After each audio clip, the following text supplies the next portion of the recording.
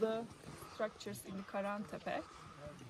Normally people think that all the buildings same time they use the same time all the buildings, but no, it's not. It's like a time travel. You can see the PPNA buildings under the hill, and on the top of the hill we have PPNB structures. We say that from the architecture and the chipstone findings, and we have carbon date from this big one. It's before the Christ 9600 BC? BC. Yes. Yanlış mı söylüyorum? 9000. Yok. Doğru. Milattan önce, evet. Milattan Yes, önce. it's right. We have carbon date. And this one is the one of the biggest structures in Karantepe. It's a AD building. It's a complex structure. We have 3 of them, and you can see the collapsed central T-shaped pillars, and we have benches. They carved the bedrock on this side, on the west side. They used bedrock, and floor also bedrock. But on the east side, they made stone walls. And they use T-shaped pillars like a bench around the corner. It's a secondary use, ikincil kullanım olarak görebiliyoruz. We can see the carved leopard motifs on the benches and T-shaped pillars. We found so many sculptures in here. You can see it in the sculpture. Yes, sculpture. You can see it in the Şanlıurfa Museum. Leopard with the human and the other sculptures. Nearly all of them from there. And we have phallus. We have another structure. They are together. You can go inside this one right there and go outside right there. Maybe you saw the pictures. This one. Can we go here? You can go there, and also it's maybe dangerous. You can see it other side. Maybe it's dangerous from there. Kullanmışlar. Arkanızda mesela sekiyi görüyorsunuz. Bir seki oluşturmuş. İki yapıların duvarlarını bir ortak kullanım söz konusu.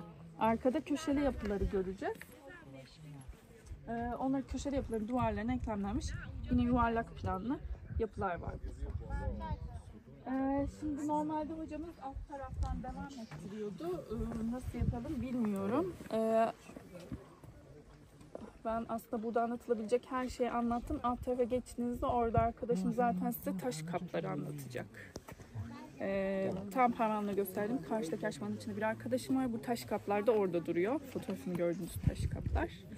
Onun dışında size ekleyebileceğim şey, yani oradan dolanıp geldiğinizde yukarı geleceksiniz. Yukarıda da zaten bu heykelin olduğu yapı var. Orada yine ben size anlatacağım. Tamam. Sizi Böyle tanıyabilir miyiz böylelikle? Ben arkeolog Bircan Kurt. Teşekkürler Bircan Hanım. Böyle dolandığınızda şey daha iyi oluyor.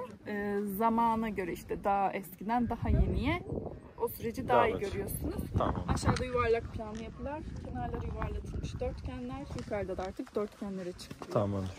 Bəlkəm bir minvər باید دور بزنیم عزیزان. بفرمایید.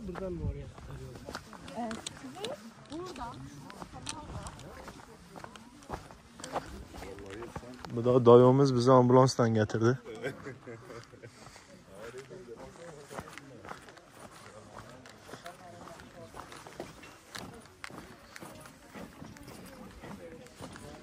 Hocam şurayı iyice gördünüz mü? Oraya geleceğim de diğer taraftan geçeceğim. Şurayı falan bir görün öyle gidin. Bakın şurada bir tane yılan var sekinin altında. En sondan oraya kadar. Ustad in marra didi. Ustad doktor. ببین این مار خیلی بزرگشه دیدین؟ ماره؟ ببین سر سکی جای نشستگی از اینجا سرش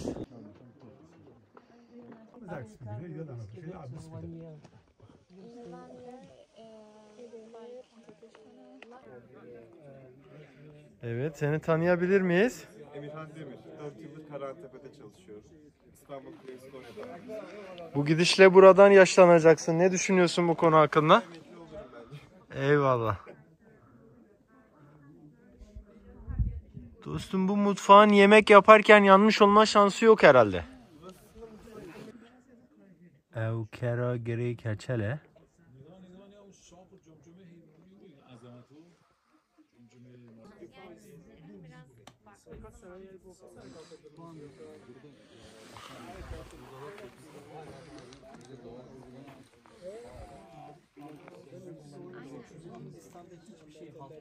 Gitmeniz gerekiyor.